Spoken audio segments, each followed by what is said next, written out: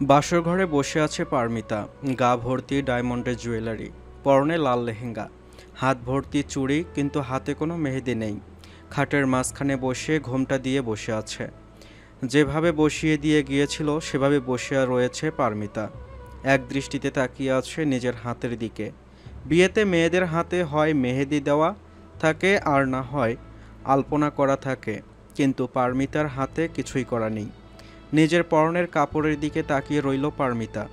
যে রংটা পারমিতার একদম অপছন্দ সেটা পরেই বিয়ে হয়েছে ওর। চোখ মুখ ফুলে আছে, চোখ দিয়ে পানি গড়িয়ে পড়তে পড়তে মেকআপের ওপর দিয়ে গালে তার ছাপ বসে গেছে। বুঝ হওয়ার পর থেকে স্বপ্ন দেখেছিল বিশাল বড় এক ডাক্তার হবে, সমাজে মানুষের বিপদে এগিয়ে আসবে। তাই পড়ালেখায় কখনো কমতি রাখেনি। এরপর যখন বয়স 15 হলো, তখন স্বপ্ন দেখতে শুরু করলো ওরিয়নের মতো একজন ছেলের, যে কিনা পারমিতাকে সেভাবেই ভালোবাসবে যেভাবে ওরিয়ন আফরিনকে ভালোবাসে। পারমিতার বয়স তখন 12। ওরিয়ন একদিন ডাক দিয়ে পারমিতার হাতে একটা চিঠি আর এক বক্স বিদেশি চকলেট ধরিয়ে দিয়ে বলল, এটা গিয়ে আফরিন আবিকে দিবি, ঠিক আছে? পড়ি বলবি আমি দিয়েছি, আর চকলেটটা তোর জন্য। ওকে অনিয়ন ভাইয়া। জবাব দেয় পারমিতা। একটা চর খাবি, অনিয়ন রাখিস কেন? একটু রাগ হওয়ার অভিনয় করে বলে ওরিয়ন। তোমাকে অনিয়ন ডাকতে আমার বেশ ভালো লাগে। খিলখিল করে হাসতে হাসতে বলে পারমিতা। এরপর থেকে বুঝতে পারল তাদের দুজনের মধ্যে ভাব হয়েছে। তাদের মধ্যকার যত গিফট ও চিঠি আদান প্রদান করা হতো সবটার বার্তাবাহক ছিল পারমিতা। বর্তমান যুগ যদিও চিঠির না, তবুও ওরিয়ন আর আফরিন নিজেদের ভালোবাসা এভাবে প্রকাশ করতেই বেশি পছন্দ করত। পারমিতা বুঝতে পারল ওরিয়ন যেভাবে আফরিনকে ভালোবাসে সেভাবে হয়তো কোনো ছেলে কোনো মেয়েকে ভালোবাসতে পারবে না। সবসময় আফরিনের দিকে ভালোবাসার দৃষ্টিতে তাকিয়ে থাকা, আফরিনের যে কোনো প্রয়োজনে সবার আগে এগিয়ে আসা, অন্য মেয়েদের থেকে নিজের দূরত্ব বজায় রাখা, সব কিছু যেন ওরিয়নকে সব ছেলেদের থেকে একদম আলাদা করে তুলেছিল। মনের কোণে বয়স বাড়ার সাথে সাথে একটা আকাঙ্ক্ষা জাগতে শুরু করলো, যেখানে পারমিতার জীবনে আসা প্রেমিক অথবা স্বামী যদি ওরিয়নের মতো ভালো না বাসে তাহলে বিয়েই করবে না পারমিতা। চোখের সামনে এমন একটা লেভেল সেট করে দিল, তা কি আর সহজে ইগনোর করা যায়? পারমিতার বাবারা ছিল 3 ভাই। পারমিতার বাবাই সবার ছোট। ভালোবেসে বিয়ে করলেও তাদের কোনো সন্তান হয়নি দীর্ঘ 8 বছর। তাও যেন তাদের মধ্যকার ভালোবাসা কমেনি। কিন্তু যেদিন পারমিতা এই পৃথিবীতে আসবে জানতে পারল, সেদিন তারা বুঝতে পারল তাদের জীবনটা পরিপূর্ণ করে দিল পারমিতা। তাই পরিপূর্ণ বোঝাতেই মেয়ের নাম রেখেছিল পারমিতা চৌধুরী। পারমিতার বয়স যখন 5, তখন রোড অ্যাক্সিডেন্টে পারমিতার মা সুমাইয়া চৌধুরী ও বাবা ওয়াসিন চৌধুরী দুজনেই মারা যান। সরকারি ছুটির দিন থাকাতে ভালো ডাক্তার দেখার সুযোগটা পাওয়ার আগেই পৃথিবীর মায়া ছেড়ে চলে যায় তারা। সবার থেকে সেই ঘটনা শুনে শুনে বড় হওয়া পারমিতা মনে মনে শপথ নেয় ডাক্তার হওয়ার। চোখের সামনে নিজের ছোট ভাইয়ের মেয়েকে এতিম হতে দেখে তা সহ্য করতে পারেনি ওয়াহিদ চৌধুরী।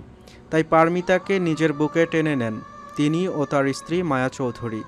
পারমিতা ও নিজের মেয়ের মধ্যে কোনো পার্থক্য করতে চায়নি বলেই পারমিতার নাম রাখে পারমিতা মেহরজ চৌধুরী, নিজের মেয়ে মেহরিন আফরিন চৌধুরীর সাথে মিলিয়ে। পারমিতা বয়স 18 হয়েছে 1 সপ্তাহ আগে, ইন্টার সেকেন্ড ইয়ারে পড়ে। সব কাজিনরা মিলেই 1 সপ্তাহ আগে বিশাল করে সেলিব্রেট করেছে পারমিতার বয়স 18 হওয়াকে, যেখানে আরফিন, পারমিতা ও আরিয়ান, ওরিয়ন, নিফা আফরিনের খালাতো বোন, নয়ন আফরিনের খালাতো ভাই, পারমিতার বন্ধু বান্ধব সবাই ছিল। কাজিনদের মধ্যে সবার বড় ওরিয়ন, বয়স 29। এরপর আফরিন, যার বয়স 26। এরপর আরিয়ার, যার বয়স 24 ও সবার শেষে পারমিতা। পারমিতার বড় চাচু হাবিব চৌধুরী ও তার স্ত্রী আনিকা চৌধুরী, বড় ছেলে ওরিয়ন, ছোট ছেলে আরিয়ান। কিন্তু ভাগ্যের লিখন কেউ খণ্ডাতে পারে না। যেখানে ডাক্তার হওয়ার কথা ছিল সেখানে 18 বছর বয়সে কারো বউ হতে হয়েছে পারমিতাকে। মাত্র 18 বছর বয়সেই বিয়ের পিঁড়িতে বসতে হলো পারমিতাকে। বাঙালি আর বাকি 10টা মেয়ের মতোই পারমিতার উচ্চতা 5 ফুট 2 ইঞ্চি, গায়ের রং ফর্সা, কালো ঘন চুল কোমর ছড়িয়ে গেছে, গোলগাল চেহারা, বড় বড় চোখ আর গোলাপি ঠোঁটে যেন একটা পুতুলের মতো লাগে। তাই আদর করে সবাই পরি বলেই ডাকে পারমিতাকে। বিছানা থেকে উঠে দাঁড়ায় পারমিতা, পা মাটিতে পড়তেই লেহেঙ্গা মেজে স্পর্শ করে। অনেকটা বড় হয়েছে বোঝা যাচ্ছে। উঁচু জুতা খুলে ফেলাতে নিচে গড়াগড়ি খাচ্ছে লেহেঙ্গা। হাঁটাটাও যেন এখনই পুরো হাত ঢেকে ফেলবে পারমিতার। নিজের হাত দিয়ে লেহেঙ্গার গলা ধরে পেছনে টান দিয়ে ঠিক করে। গলাটা বেশি বড় হয়ে গেছে। ধীরে ধীরে হেঁটে গিয়ে জানালার পাশে দাঁড়ায় পারমিতা। বাইরের আকাশে আজ কোনো চাঁদ দেখা যাচ্ছে না। ঘন কালো মেঘে সবটা ঢেকে গেছে। আশেপাশের সব কিছু সাজানো, ফুল, লাইটিং সব কিছু দিয়ে সাজানো হয়েছে পুরো বাড়ি। বাংলাদেশের সেরা ওয়েল্ডিং প্ল্যানার দিয়ে সব আয়োজন করা হয়েছে। সব কিছু এত সাজানো থাকলেও মেঘলা এই আকাশটার সাথে যেন সব কিছু বড্ড বেমানান লাগছে। নতুন বউ নিজের রুমের মধ্যে থাকলেও একের পর এক গাড়ি এসে বাড়ির ভেতরে প্রবেশ করছে। আমার কি আর ডক্টর হওয়া হবে? নতুন জীবনে কি মানিয়ে নিতে পারবো আমি? সবার মন কি জয় করতে পারবো? নিজের মনে হঠাৎ করে প্রশ্ন জাগে পারমিতার। জানালার পাশ থেকে হেঁটে গিয়ে রুমের দক্ষিণ পাশের দেয়ালে টাটানো বিশাল বড় ছবিটার দিকে তাকিয়ে থাকে পারমিতা। কারো রুমে প্রবেশ করার শব্দে নিজের জায়গায় স্থির হয়ে থাকে পারমিতা। বাইরে থেকে কয়েকজনের আবছা আবছা কথা শোনা যাচ্ছে। ভিতরে প্রবেশ করতে হলে টাকা দিয়ে ঢুকতে হবে। একজন মেয়েলি কণ্ঠ বলে ওঠে। আরেকজন মেয়ে বলে ওঠে, হুম, না না, টাকা দিতেই হবে। এরপর কি কথা হলো পারমিতা জানে না। অট্ট হাসিতে মেতে উঠল সবাই। মেয়েগুলোর কণ্ঠ যেন কিছুক্ষণের জন্য চেনা চেনা লাগলো পারমিতার। কোনো পরিচিত আত্মীয় হতে পারে ভাবে পড়ি। কিছুক্ষণ কথা আর হাসাহাসির পর সবাই থেমে গেল। বুঝতে পারলো হয়তো নিজেদের ইচ্ছা পূরণ হওয়ায় সবাই চলে গেছে। নিজের দৃষ্টি আবারও ছবির দিকে নিয়ে যায় পড়ি। বিশাল বড় দেয়ালের একটা বড় অংশ নিয়ে ছবিটা টাটানো। পাশেই ছোট ছোট পারিবারিক ছবি রয়েছে। দরজা খোলার শব্দে যেন ঘর থেকে বেরিয়ে এলো পড়ি। নিজের লেহেঙ্গা দুহাত দিয়ে শক্ত করে মুঠো করে ধরে নিজের জায়গায় স্থির হয়ে দাঁড়িয়ে রইল। নীরবতা বিরাজ করছে রুমের মধ্যে। রুমের প্রবেশ করা মানুষটাও কোনো কথা বলছে না। নিজের জায়গায় সেও দাঁড়িয়ে আছে।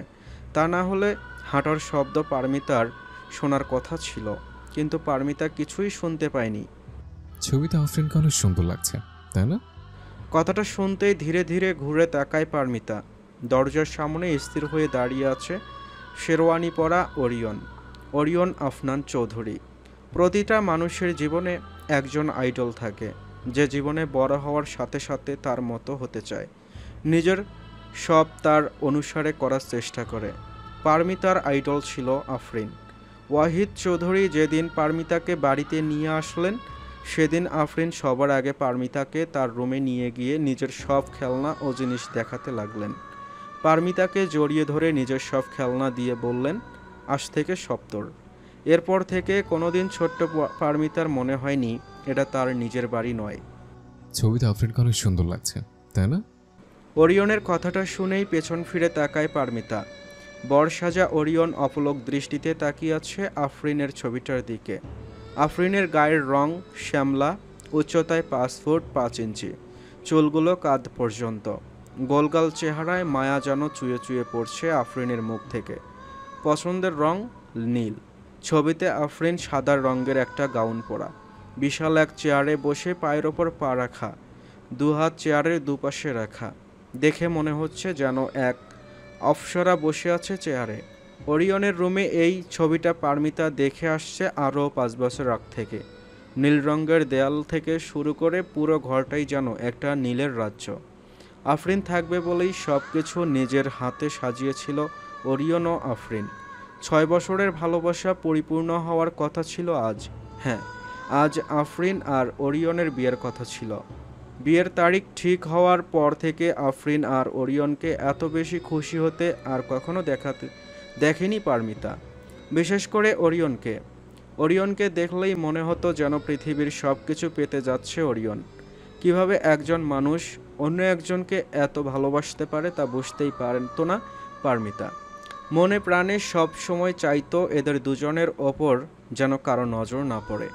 কথায় আছে, যখন ভালোবাসার মানুষরা একে অপরকে অপরিসীম ভালোবাসে তখন ভাগ্য তার নির্মম খেলা দেখানো শুরু করে। কিন্তু তা যে কখনো নিজের চোখে দেখতে পারবে পারমিতা তা কল্পনাও করেনি কখনো। ওরিয়নের পরিবার নিজের মেয়ের মতো ভালোবাসে আফরিনকে, যদিও কেন আনিকা চৌধুরী পারমিতাকে পছন্দ করে না তা জানা নেই পারমিতার। যখন ওরিয়ন আফরিনকে নিয়ে নিজের অনুভূতির কথা পরিবারে জানালো তখন যেন বাড়িতে উৎসব লেগে গেল। ছোট থেকেই পারমিতা দেখে আসছে সবাই আফরিনকে খুব ভালোবাসে। ভালো না বেসে যাবে কোথায়? সবাইকে সম্মান করা, সবার সাথে সুন্দর করে কথা বলা, হাঁটা চলা সব কিছুতেই যে অন্যরকম এক মাধুর্য প্রকাশ পেত আফরিনের। ছোটবেলায় পারমিতা আয়নার সামনে আফরিনের মতো কথা বলা, হাঁটা চলা করার প্র্যাকটিস কতবার করেছে তা নিজেও জানে না। পারমিতার পরনের কাপড় থেকে শুরু করে সব কিছু আজ পরে থাকার কথা ছিল আফরিনের। সব কিছু নিজে পছন্দ করে কিনে এনেছিল ওরিয়ন, কিন্তু আজ সব পরে ওরিয়নের সামনে দাঁড়িয়ে আছে পারমিতা। লেহেঙ্গা বড় হওয়া, এক প্রকার গা থেকে খুলে যাওয়ার মানে এটাই ছিল যে সব কিছু কেনা আফরিনের মাপের। ওরিয়ন আস্তে আস্তে হেঁটে ছবিটার সামনে এসে দাঁড়ায়। 1 মিনিটের জন্যও ছবি থেকে চোখ কোথাও সরছে না ওরিয়নের। নিজের হাত দিয়ে ছবিটা স্পর্শ করে ওরিয়ন। অন্যদিকে এক দৃষ্টিতে ওরিয়নের দিকে তাকিয়ে আছে পারমিতা। পারমিতার 18 বছরের জীবনে ওরিয়নকে এতটা ভেঙে পড়তে আর কখনো দেখেনি পারমিতা। আমার আফরিন। করুণ সুরে ছবিটার দিকে তাকিয়ে বলে Orion. Come back to me babe. ছবির সাথে নিজের মাথা লাগিয়ে ভাঙ্গা ভাঙ্গা কণ্ঠে বলে ওরিয়ন। অনিয়ন কাঁদো কাঁদো কণ্ঠে ডাক দেয় পারমিতা। তুই কি সব জানতে? পারমিতার কথা শেষ হওয়ার আগেই গম্ভীর সুরে বলে ওরিয়ন। ওরিয়নের কথা শুনে অবাক হয়ে যায় পারমিতা। বড় বড় চোখ করে তাকিয়ে থাকে ওরিয়নের দিকে। তুই কি সব জানতে আগে থেকে? হঠাৎ করে চেঁচিয়ে বলে ওঠে ওরিয়ন। হঠাৎ করে ওরিয়নের কণ্ঠ শুনে ভয়ে নিজের জায়গায় লাফিয়ে ওঠে পারমিতা। ওরিয়নকে সবসময় হাসি খুশি দেখে এসেছে পারমিতা, এরকম রাগন্ত অবস্থায় তো কখনো দেখেনি। ওরিয়ন আফনান চৌধুরী, উচ্চতা 6 ফুট 1 ইঞ্চি, গায়ের রং ফর্সা, শান্ত নম্র স্বভাবের ছেলে ওরিয়ন। চমৎকার দৈহিক গঠন, যাকে এক কথায় বলে সুদর্শন পুরুষ। বাবার সাথে রিয়েল এস্টেট ব্যবসা দেখাশোনা করেছে 3 বছর ধরে। না। আমতা আমতা করে বলে পারমিতা। তুই তো সবসময় ওর সাথে থাকতি, তুই কিভাবে জানতে পারলি না পরি? অবিশ্বাসের চোখে পারমিতার দিকে তাকিয়ে প্রশ্ন করে ওরিয়ন। আপু আপু এমন কিছু আপু এমন কিছু করতেই পারে না। তুমি তুমি ভুল বুঝছো আপুকে। ভয়ে আমতা আমতা করে আবারও বলে ওঠে পারমিতা। আমি ভুল বুঝছি? পারমিতার দিকে তাকিয়ে জিজ্ঞেস করে ওরিয়ন। ওরিয়নের চাহনি দেখে ভয়ে 2 পা পিছিয়ে পড়ে পারমিতা। ওরিয়নকে দেখে মনে হচ্ছে এখনই সামনে যাকে পাবে তাকে খুন করে ফেলবে। আমি যদি ভুল বুঝে থাকি, দেন ওয়ার ইজ মাই আফরিন? চিৎকার করে কথাটা বলেই পাশে থাকা একটা ছবির ফ্রেম হাতে তুলে নিয়ে ছুঁড়ে মারে ওরিয়ন। ক্ষণিকেই টুকরো টুকরো হয়ে যায় ফ্রেমটি। আমি জানি না, আমি জানি না। ভয়ে কাঁদতে কাঁদতে বলতে থাকে পারমিতা। ছেলেটা কে? শান্ত গলায় প্রশ্ন করে ওরিয়ন। কোন ছেলে? জবাব দেয় পারমিতা। এই পৃথিবীতে যদি একজন মানুষকে ক্ষণিকের জন্য ভয় করেনি পারমিতা, তাহলে সে হলো ওরিয়ন। কিন্তু আজ যেন সব থেকে বেশি ভয় হচ্ছে ওরিয়নকে দেখেই। হাত পা অনবরত কাঁপছে পারমিতার। যে ছেলের সাথেও পালিয়েছে। দাঁতে দাঁত চেপে কথাটা বলে ওরিয়ন। ওরিয়নের কথা শুনে চুপ করে থাকে পারমিতা। কি জবাব দেবে? আফরিনকে কোনোদিন কোনো ছেলের সাথে দেখেনি পারমিতা। যদি কারো সাথে আফরিনের সম্পর্কই না থাকে তাহলে আজ কেন বিয়েটা হলো না ওদের? কেনই বা 2 দিন আগে পারমিতার রুমে এসে এক অদ্ভুত আইডিয়া শেয়ার করে আফরিন। 2 দিন আগে। মিতা, ঘরে আছিস? দরজায় নক করে বলে আফরিন। হ্যাঁ আপু আছি, ভেতরে আসো। জবাব দেয় পারমিতা। শোন না মিতা, আমি সেই একটা প্ল্যান করেছি বিয়ের দিনের জন্য, যা বাস্তবায়ন করতে পারলে তোর অনিয়ন ভাইয়ার মুখটা দেখার মতো হবে। পারমিতার পাশে বসতে বসতে বলে আফরিন। কি প্ল্যান আপু? কৌতূহল নিয়ে জিজ্ঞেস করে পারমিতা। শোন, বিয়ের দিন আমি পার্লারে যাব সাজতে। তোর পার্লারে কেন যাবে? ওরা তো এখানে আসবে আমাদের সাজাতে। আফরিনের কথা শেষ হওয়ার আগেই পারমিতা বলে ওঠে। আরে তুই আমার কথা শোন, আমি যাব পার্লারে সাজতে, তুই অরিয়নের হাতে এই চিঠিটা দিবি। কথাটা বলেই পারমিতার হাতে এক চিঠি তুলে দেয় আফরিন। চিঠি খুলে দেখেই যেন চোখ কপালে উঠে যায় পারমিতার। তোমার কি মাথা খারাপ? এসব কি লিখেছো তুমি? অনিয়ন ভাই এটা কখনো বিশ্বাস করবে না। আফরিনের দিকে তাকিয়ে বলে পারমিতা। আরে এটা জাস্ট আফরানের সাথে দুষ্টামি করছি, আর কিছুই না। তুই এটা ওকে দিবি, এরপর ও যখন দেখবে আমি টাইম মতো আসছি না, তখন সবাই টেনশনে পড়ে যাবে। তখন আমি এসে হাজির হব, ভাব তখন সবার কি অবস্থা হবে। কথাগুলো বলেই খুশি হয়ে যায় আফরিন। মজা তো হবে, কিন্তু কিন্তু অনিয়ন ভাইয়া যদি রাগ করে? আফরিনের দিকে তাকিয়ে বলে পারমিতা। আফনান আমার সাথে কোনো দিনও রাগ করে থাকতে পারবে না। মিষ্টি এক হাসি দিয়ে বলে আফরিন। আফরিনের হাসিটা দেখে যেন মন গলে গেল পারমিতার। আর তাছাড়া আফরিন আর পারমিতা দুদিন পর পর এই একটা না একটা প্রাঙ্ক করতে থাকে ওরিয়ন ও আরিয়ানের সাথে। হ্যাঁ আপু, অনেক মজা হবে। পারমিতাও খুশি হয়ে বলে, চিঠিটা? প্রিয় আফনান, জানি আমি আর যা করতে যাচ্ছি তার জন্য কোনো দিনও তুমি আমাকে ক্ষমা করতে পারবে না। আমি কোনো দিন এমনটা তোমার সাথে করব তা কল্পনাও করিনি, কিন্তু মানুষ যে তার হৃদয়ের গোলাম। আমাদের বন্ধুত্ব যখন ভালোবাসার রূপ নিল, তখন ভেবেছিলাম আমি হয়তো তোমাকে সত্যিকারের ভালোবাসি, কিন্তু আমার চিন্তা পরিবর্তন হয়ে গেল অন্য একজনের আগমনে। তার সাথে সময় কাটানোতে আমি বুঝতে পারলাম যা তোমার জন্য আমি অনুভব করেছিলাম তা ভালোবাসা নয়। বলতে পারো 6 বছর পরেই কেন আমি এই কথা বলছি। আমি জানি না কেন আজ এই কথা আমার বলতে ইচ্ছে হচ্ছে। চেয়েছিলাম সবার মুখের দিকে তাকিয়ে বিয়েটা করে নেব, কিন্তু কাল নিজেকে হলুদের শাড়িতে দেখে আর সহ্য করতে পারলাম না। এই বিয়েটা আমার দ্বারা করা সম্ভব নয় আফনান, আমাকে ক্ষমা করে দিও। দোয়া করি এমন কাউকে পাও যে তোমাকে তোমার থেকেও বেশি ভালোবাসবে, পারলে ক্ষমা করে দিও। ইতি আফরিন। বর্তমান। আফরিন যে অন্য কাউকে কখনো ভালোবাসতেই পারে না তা ভালোই জানতো পারমিতা, তাই তো আফরিনের সাথে এই দুষ্টমিটা করতে রাজি হয়ে যায়। প্ল্যান মাফিক বিয়ের দিন পারমিতা স্টেজে এসে কান্নার অভিনয় করতে করতে চিঠিটা ওরিয়নের হাতে তুলে দেয়। ওইদিকে সময় পেরিয়ে গেলেও আফরিনের কোনো খোঁজ পাওয়া যায়নি।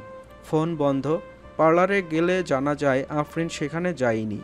ক্ষণিকের মধ্যেই যেন নাই হয়ে গেল আফরিন। ভিতরে ভিতরে মুচকে হাসি হাসতে থাকা পারমিতার চেহারায় কখন যে চিন্তার ছাপ পড়তে শুরু করেছিল তা পারমিতা নিজেও খেয়াল করেনি। তবে কি আফরিন সত্যি অন্য কাউকে ভালোবেসে ফেলেছে? ওরিয়নের মতো একজন লয়াল মানুষ থাকাও কি কখনো জীবনে এনাফ হয় না? সত্যি কি ভাগ্য মাঝে মধ্যে আমাদের সাথে তার নির্মম খেলা খেলে? দাঁতে দাঁত চেপে কথাটা বলে ওরিয়ন। পারমিতা কোনো উত্তর দিল না। জবাব দে পড়ি। পারমিতার দিকে এগিয়ে গিয়ে চেঁচিয়ে বলে ওরিয়ন। আপু পালায়নি, আপু পালায়নি। পাগলের মতো বারবার বলতে থাকে পারমিতা। পড়ি, দেখ আমাকে। অসহায়ের মতো বলে ওরিয়ন। ওরিয়নের কথা শুনে মুখ উঁচু করে ওরিয়নের দিকে তাকায় পারমিতা। চোখ লাল হয়ে আছে ওরিয়নের। তবে কি কান্না করেছিল ওরিয়ন, নাকি রাগে? কেমন যেন লাগছে ওরিয়নকে এখন দেখতে, অথচ সকালেও কি সুন্দর লাগছিল দেখতে। ওরিয়নের চেহারা দেখেই হঠাৎ করে পারমিতার বুকের বাঁ পাশে কেমন যেন চিনচিনে ব্যথা অনুভব করতে শুরু করেছে। তুই জানিস আমি আফরিনকে কত ভালোবাসি। ধীরে ধীরে শান্ত গলায় বলে ওরিয়ন। ওরিয়নের কথা শুনে মাথা নাড়িয়ে হ্যাঁ বলে পারমিতা। কে জানে না যে ওরিয়ন আফরিনকে ভালোবাসে? তাদের ভালোবাসা সম্পর্কে সবাই অবগত। তুই কি চাস না আমি ভালো থাকি? তুই কি চাস না তোর অনিয়ন ভাইয়া তার ভালোবাসে মানুষকে খুঁজে পাক? পারমিতার দিকে এগিয়ে গিয়ে বলে ওরিয়ন। ওরিয়নকে পারমিতা যতবার ওরিয়ন বলে ডেকেছে ততবার হয় মিথ্যে, রাগ আর না হয় হাসি দেখতে পেয়েছে। কিন্তু আজ যখন ওরিয়ন নিজের মুখেই কথাটা বলল, তখন যেন শুধু অসহায়ত্ব আর ব্যর্থ প্রেমিক ছাড়া আর কিছুই দেখতে পেল না পারমিতা। আবারও মাথা নাড়িয়ে হ্যাঁ বলে Paramita. Then help me Pori, help me to find her. ও ও কিছু না আমার সাথে রাগ করেছিল? আমি কোনো ভুল করেছিলাম? প্রশ্ন করে ওরিয়ন। না না আপু, কথাগুলো যেন বারবার আটকে আসছে পারমিতার। আপু আপু বলেছিল এটা দুষ্টুমি। আমাকে বলেছে আপু কিছুক্ষণ পরেই চলে আসবে, কিন্তু কিন্তু কেন আসলো না? আমি তো জানি না এটা। কথাগুলো কাঁদতে কাঁদতে বলে পারমিতা। তাহলে কি সত্যি কোনো ছেলের সাথে? কথাটা বলতে গিয়েও থেমে গেল ওরিয়ন। কথাটা বলতেই যেন এক তীব্র ঘৃণা আর জেলাসি ফুটে উঠল ওরিয়নের চোখে। আফরিন আর অন্য কোনো ছেলের সাথে, তা যে মানতেই পারছে না ওরিয়ন। না না, আপু কখনো এরকম করবে না। নিজের চোখের পানি মুছতে মুছতে বলে পারমিতা। তাহলে কোথায়? ও আসছে না কেন? কেন বুঝতে পারছি না? ওর আফরান ওর জন্য পাগল হয়ে গেছে। তুই কল কর ওকে, ও আমার সাথে রাগ করেছে কিছু একটা নিয়ে। আমার কল ধরছে না, তুই কল কর, তোর কল ধরবে। তাড়াতাড়ি করে বিছানার ওপর থেকে পারমিতার মোবাইলটা নিয়ে তা পারমিতার হাতে ধরিয়ে দিয়ে বলে ওরিয়ন। কি পাগলের মতো বলছো তুমি? রাগ করলে কি এতটাই রাগ যে বিয়ের দিনে 4টা ঘন্টা পেরিয়ে গেলেও আসবে না? মনে মনে ভাবে পারমিতা। বাড়ির প্রতিটা মানুষ আফরিনকে অনবরত কল করেই গেছে টানা 2টা ঘন্টা, কিন্তু অপর পাশ থেকে মোবাইল বন্ধ ছাড়া আর কিছুই জানতে পারেনি কেউ। ভাইয়া ভাইয়া। পারমিতার কথা শেষ হওয়ার আগেই দরজার অপর পাশ থেকে কেউ একজন বলে ওঠে। দরজায় নক করতে শুনে তাড়াতাড়ি করে দরজা খোলে ওরিয়ন। কি হয়েছে? প্রশ্ন করে ওরিয়ন। আইজিপি আঙ্কেল এসেছে, তাড়াতাড়ি আয়। অপর পাশ থেকে উত্তর আসে। কথাটা শুনেই ওরিয়ন আর 1 মিনিট অপেক্ষা করল না, সাথে সাথেই রুম থেকে বের হয়ে যায়। রুমের ভেতর প্রবেশ করে আরিয়ান, হাবিব চৌধুরীর দ্বিতীয় সন্তান আরিয়ান আবরাজ চৌধুরী। লম্বায় 6 ফুট 1 ইঞ্চি, দেখতে ঠিক বড় ভাইয়ের মতো সুদর্শন হয়েছে। বর্তমানে MBA করছে। ভেতরে প্রবেশ করেই একপাশে দাঁড়িয়ে থাকা পারমিতার দিকে এগিয়ে যায় আরিয়ান। পারমিতা আরিয়ানের পারমিতা। পারমিতার জন্য অনুভূতি বুঝতে আরিয়ানের বেশি দিন লাগেনি। বুঝতে পেরেছে এই ছোট্ট পারমিতাকে আরিয়ান পছন্দ করে। সেই পারমিতা আজ বউ সেজে দাঁড়িয়ে আছে আরিয়ানের সামনে, কিন্তু নিজের বউ হিসেবে না, বড় ভাইয়ের বউ হিসাবে। কাঁদতে থাকা পারমিতার সামনে আরিয়ান আসতেই জড়িয়ে ধরে কান্নায় ভেঙে পড়ে পারমিতা। আরিয়ান ভাইয়া, আমি সত্যি বলছি, আমি এসবের কিছুই জানি না। আপু আপু বলেছিল আপু দুষ্টুমি করছে। আপু আবার কোনো বিপদ হলো না তোর? এখনো এখনো তো বাসায় ফিরে আসলো না। আরিয়ান থেকে একটু সরে এসে চিন্তিত হয়ে প্রশ্ন করে পারমিতা। তুই চিন্তা করিস না, আরফিন ভাবিকে ফিরিয়ে আনার সব ব্যবস্থা হয়ে গিয়েছে। আইজিপি আঙ্কেল এসেছে, দেখবি আফরিন ভাবি চলে আসবে। পারমিতার মাথায় হাত রেখে বলে আরিয়ান। সত্যি বলছো? বলে পারমিতা। হ্যাঁ, আমি এখন যাই, তুই কাপড় চেঞ্জ করে নিচে আয়। কথাটা বলেই আর বেশিক্ষণ অপেক্ষা করলো না আরিয়ান। কাপড় চেঞ্জ করে নিয়ে আয়। কাপড় পাবে কোথায় পারমিতা?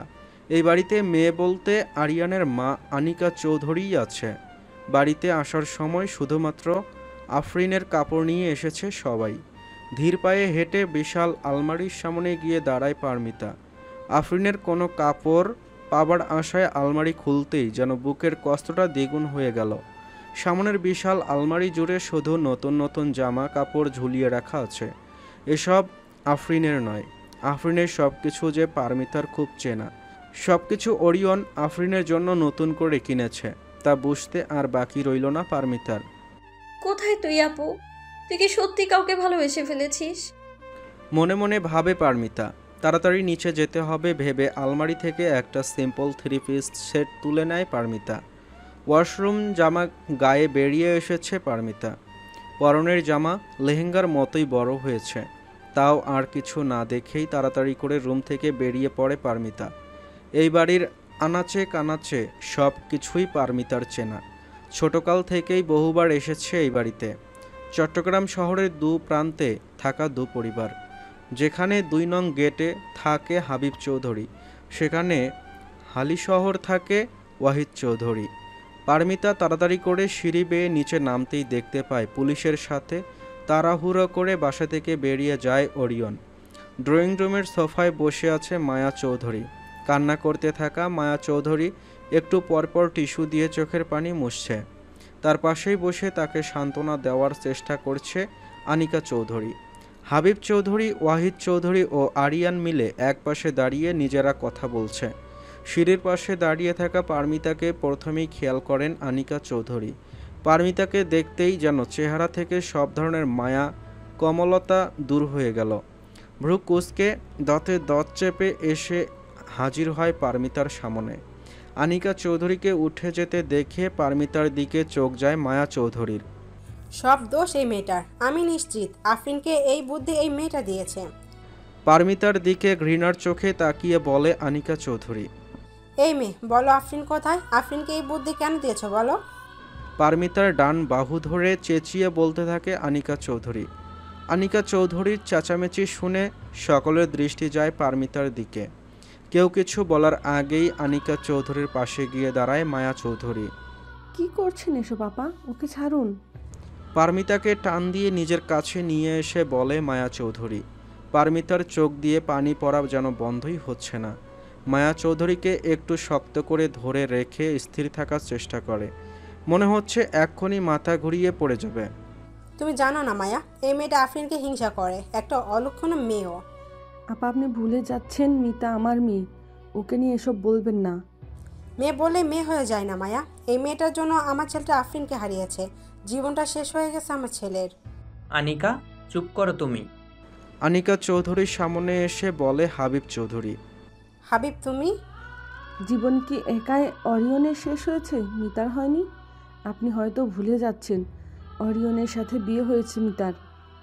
আপনি আর সবাই এটা ভালো করেই জানি আফরিন ফিরে আসলে অরিয়ন ছেড়ে দিবে মিতাকে, আর মিতার জীবনটা শেষ হবে মাঝখান থেকে। রাগ হয়ে বলতে থাকে মায়া চৌধুরী। মায়া, তুমি? না ভাইয়া, আপনি আর ওয়াহিদ কাজটা ঠিক করেননি। আমার এক মেয়ের ভুলের মাসুল আমার অন্য মেয়ে দিবে না। একবার ভেবেছেন এখন আফরিন ফিরে আসলে কি হবে? কথাগুলো বলতেই চোখ দিয়ে পানি পড়তে থাকে মায়া চৌধুরীর। আমার মেয়েটার বয়স 18 হয়েছে মাত্র। এর মধ্যে ডিভোর্সের ট্যাগ লাগিয়ে দিবেন আপনারা। মায়া চুপ করো। তুমি ভালোই জানো আমরা হুট করে এমন ডিসিশন কেন নিয়েছি। মায়া চৌধুরীকে শান্ত করার জন্য বলে ওয়াহিদ চৌধুরী। যত বড়ই কারণ হোক, আমার মেয়ের জীবন থেকে বড় না ওয়াহিদ। তুমি অরিয়নকে চিনো না তুমি ওকে। আফরিন ফিরে আসুক বা না আসুক, ও কোনো দিনও মিতাকে মেনে নিবে না। কি? কোথায়? হঠাৎ করে মোবাইলে বলে ওঠে আরিয়ান। কি হয়েছে? আরিয়ানের কাছে গিয়ে জিজ্ঞেস করে হাবিব চৌধুরী। আচ্ছা, আমরা এক্ষুনি বের হচ্ছি। কথাটা বলেই কল কেটে দেয় আরিয়ান। কি হয়েছে বলো, কোথায় যাব? চিন্তিত হয়ে বলে ওয়াহিদ চৌধুরী। আফরিন ভাবির খোঁজ পাওয়া গিয়েছে। কোথায়? প্রশ্ন করে চিন্তিত ওয়াহিদ চৌধুরী। কুমিল্লা। জবাব দেয় আবরার, আরিয়ানের আরেক নাম। কুমিল্লা। অবাক হয়ে বলে ওঠে মায়া চৌধুরী। বিয়ের দিনও কুমিল্লা গিয়ে বসে আছে? তাহলে কি সত্যি কোনো ছেলের সাথে? কথাটা বলে উঠে ওয়াহিদ চৌধুরী। আমাদের হাতে সময় কম। ভাইয়া রওনা হয়ে গিয়েছে, তাড়াতাড়ি চলো। সবার দিকে তাকিয়ে বলে আবরার। হ্যাঁ চলো। কিছুক্ষণের মধ্যেই সবাই গাড়িতে করে রওনা হয়েছে কুমিল্লা যাওয়ার উদ্দেশ্য আফরিনকে ফিরিয়ে আনা।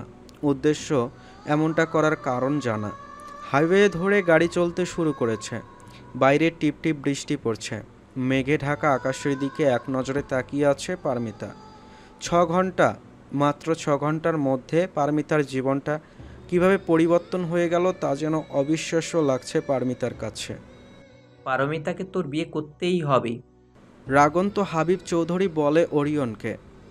আমি আফরিনকে ছাড়া আর কাউকে বিয়ে করব না বাবা, জানিয়ে দেয় ওরিয়ন। আরফিন ফিরবে না, চোখ খুলে সত্যিটা দেখ। বলে হাবিব চৌধুরী। ফিরবে।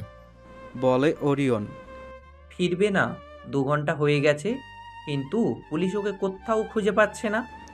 ওরিয়নের কাছাকাছি গিয়ে বলে হাবিব চৌধুরী। না ফিরলে আমি অপেক্ষা করব। অপেক্ষা করবো আফরিন যতদিন ফিরে না আসে ততদিন। গম্ভীর সুরে জানায় ওরিয়ন। আর আজ যে আমার সম্মান নষ্ট হবে। বিদেশ থেকে ইনভেস্ট করে যাদের দাওয়াত করে এনেছি তাদের সামনে মুখ দেখাবো কিভাবে আমি? আমার তিলে তিলে গড়ে তোলা সব কিছু নিমেষেই শেষ হয়ে যাবে। হতাশ হয়ে বলে হাবিব চৌধুরী। কিছু হবে না বাবা, সবাইকে বুঝিয়ে বললে আমাদের সিচুয়েশন বুঝতে পারবে।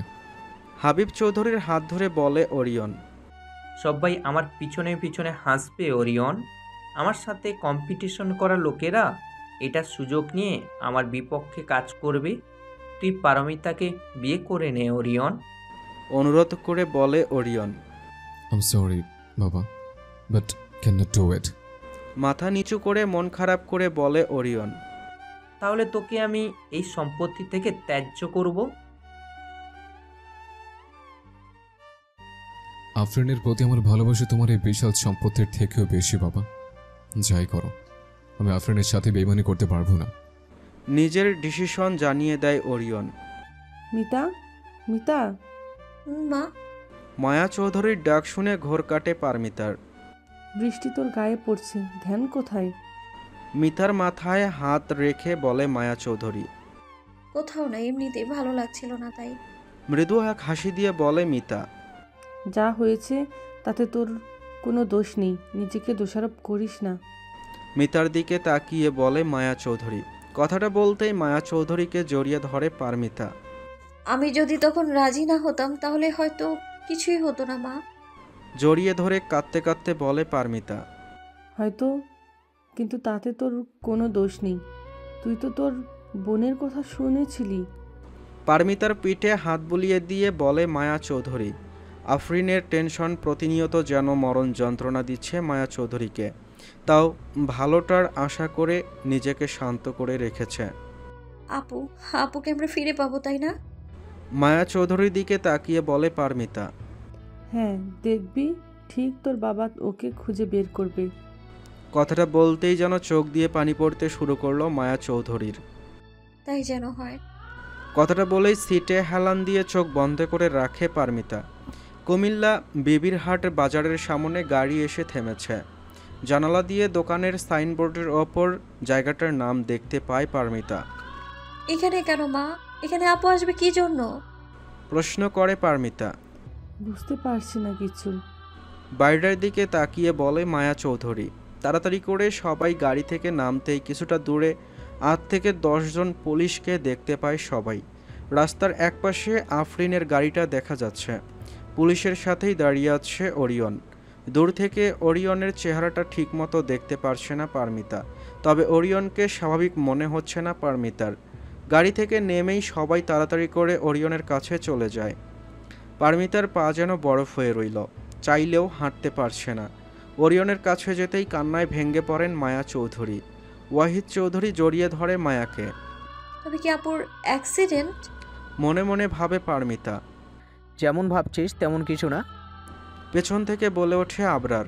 আবরারের কথা শুনে পেছন ফিরে তাকায় পারমিতা। পারমিতাকে দেখে মৃদু এক হাসি দেয় আবরার। চল। কথাটা বলেই পারমিতার হাত ধরে সবার দিকে হাঁটতে থাকে আবরার। আমার তো বিশ্বাসই হচ্ছে না এসব, বলে হাবিব চৌধুরী। আফরিন এমন কিছু করবে তা ভাবতেও পারছি না। আনিকা চৌধুরী বলে।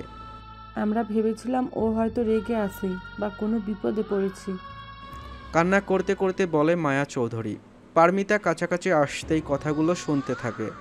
গাড়ির ভেতর উকি দিয়ে আফরিনকে দেখার চেষ্টা করে, কিন্তু গাড়িতে আফরিনের পরনে জামা ছাড়া আর কিছুই দেখতে পায় না পারমিতা। কি হচ্ছে কিছুই বুঝতে পারছে না। ওরিয়ন রোবটের মতো এক জায়গায় স্থির হয়ে দাঁড়িয়ে আছে, কারো কোনো কথা বা প্রশ্নের উত্তর দিচ্ছে না। কি হয়েছে? সবার সামনে গিয়ে জিজ্ঞেস করে পারমিতা। আপু কোথায়? গাড়ি এইখানে কেন? ঘটনা জানার জন্য একের পর এক প্রশ্ন করতে থাকে মিতা। কেউ কেন কোনো কথা বলছে না। সবাই যেন মিতাকে দেখে চুপ করে রইল। আমরা সন্দেহ করছি আফরিন চৌধুরী তার প্রেমিকের সাথে এখান দিয়ে বর্ডার পার করে ভারতে চলে গিয়েছে। একজন পুলিশ বলে ওঠে মিতার উদ্দেশ্যে। কথাটা শুনতেই সবার দিকে অবাক হয়ে তাকায় পারমিতা। ওরিয়ন দাঁতে দাঁত চেপে ধরেছে, তা চেহারা দেখেই বোঝা যাচ্ছে। কথাটা শুনতেই মায়া চৌধুরী আরও বেশি কান্না করতে লাগলেন। ওয়াহিদ চৌধুরী লজ্জায় পারছে না মুখ কোথাও লুকিয়ে রাখতে। অন্যদিকে হাবিব চৌধুরী নিজের কপালে হাত দিয়ে দাঁড়িয়ে রইলেন।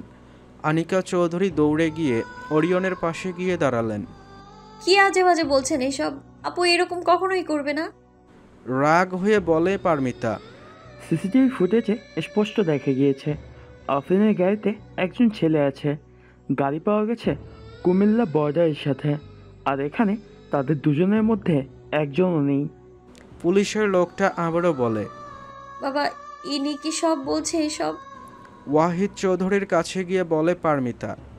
ওনারা কি দেখেছে আমি জানি না, কিন্তু এসব এসব সত্যি নয় বাবা। মা বিশ্বাস করো আমার কথা, আপু এরকম কখনো করতেই পারে না। অশ্রুসিক্ত চোখে বলতে থাকে পারমিতা। মিতার কথা শুনে মায়া চৌধুরী কান্না যেন আরও বেড়ে গেল। মা তুমি আমায় বিশ্বাস করো, আপু এরকম কিছুই করেনি। না করলে আফরিন কোথায়? গম্ভীর কণ্ঠে বলে ওঠে ওরিয়ন। ও যদি পালিয়ে না যায় তাহলে কোথায় গেল? সিসিটিভিতে স্পষ্ট দেখা গিয়েছে ও নিজের ইচ্ছে হাসতে হাসতে ছেলেকে গাড়িতে উঠিয়েছে। আফরিন আর অন্য কারোর সাথে। কথাটা বলতেই যেন ওরিয়নের চেহারা পাল্টে গেল। তীব্র ঘৃণা প্রকাশ পাচ্ছে, তবে এই ঘৃণা আফরিনের প্রতি নয়, আফরিনের সাথে থাকা ছেলের প্রতি। ওরিয়ন ভাই। শাট আপ পরি, শাট আপ, চেঁচিয়ে বলে ওরিয়ন। ওরিয়নের কথা শুনে লাফিয়ে ওঠে পারমিতা। শান্ত হ আরিয়ান, মাথা খারাপ করিস না। ওরিয়নের কাঁধে হাত রেখে বলে অনিকা চৌধুরী। তুই যদি তখন এসব করতে রাজি না হতি তাহলে আমার আফরিন আজ আমার কাছেই থাকতো, কিন্তু না, বাচ্চাদের মতো তোর এসব করতে হলো। কথাটা বলেই মিতার সামনে নিয়ে দাঁড়ায় ওরিয়ন।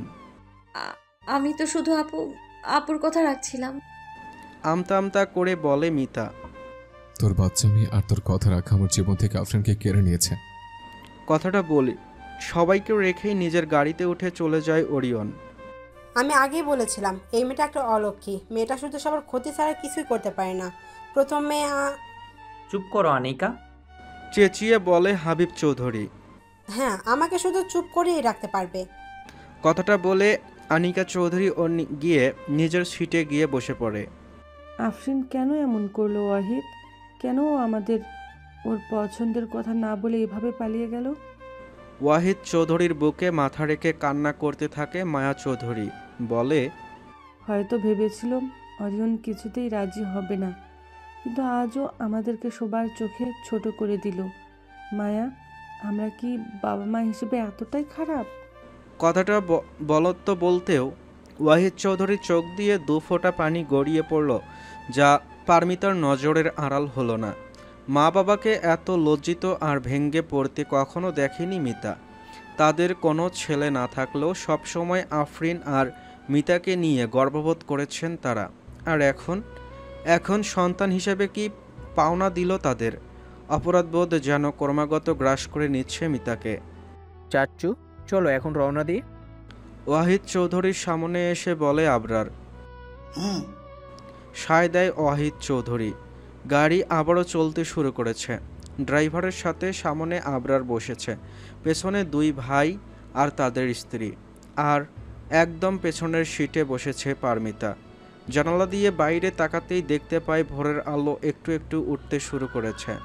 আগামীকাল থেকে নতুন এক যাত্রা শুরু হবে সবার জন্য, যেখানে ওরিয়ন আফরিনের হবু স্বামী বা প্রেমিক নয়, পারমিতার স্বামী। যেখানে ওরিয়ন সব কিছুর জন্য দোষারোপ করেছে পারমিতাকে। যেখানে আফরিন থাকুক বা না থাকুক, একে অপরের থেকে বিচ্ছেদ নিশ্চিত। প্রতিটা মানুষের জীবনে একবার করে হলেও এরকম একটা সিচুয়েশনের সম্মুখীন হতে হয়, যেখানে নিজের দোষ নেই জানা সত্ত্বেও নিজেকে সব থেকে বড় দোষী মনে হয়। ইন্টারে পড়ুয়া পারমিতা কাজিনদের মধ্যে বয়সে সবার ছোট হলেও বুদ্ধি আর জ্ঞানে কারো থেকে কম নয়।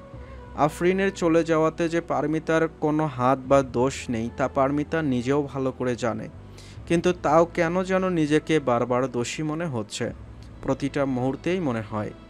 তখন যদি আমি না করে দিতাম তাহলে তাহলে হয়তো সব ঠিক থাকতো। সবাই মিলে বাড়িতে আসতে আসতে সকাল হয়ে গিয়েছে। ওয়াহিদ চৌধুরীর গাড়ি পার্ক করতেই পিছনে হাবিব চৌধুরীর গাড়ি এসে দাঁড়ায়। গাড়ি থেকে পারমিতা আর আবরার নেমে অপেক্ষা করে সবার নামার জন্য। গাড়ি থেকে সবাই সরাসরি বাড়িতে ঢুকে পড়ে। গাড়ির একপাশে দাঁড়িয়ে থাকা পারমিতার দিকে কিছুক্ষণ মন খারাপ করে তাকিয়ে থাকে আবরার। মন খারাপ করিস না, আফরিন ভাবিকে ফিরিয়ে আনার সর্বোচ্চ চেষ্টা করছে আব্বু আর চাচ্চু। হুম। চল ভিতরে চল। পারমিতার কাঁধে হাত রেখে বাড়ির মধ্যে নিয়ে যায় আবরার। ড্রয়িং রুমে সবাই বসে আছে। মায়া চৌধুরীর দিকে কেন মুখ তুলে তাকাতেও পারছে না মিতা। আমি আইজিপির সাথে কথা বলেছি, যেভাবে যা করার সব করেই আরফিন আর ওই ছেলেকে খুঁজে বের করবে বলে জানিয়েছে। বলে ওঠে হাবিব চৌধুরী। এই মেয়েকে আমি কখনো ক্ষমা করব না। রাগ হয়ে বলে ওয়াহিদ চৌধুরী।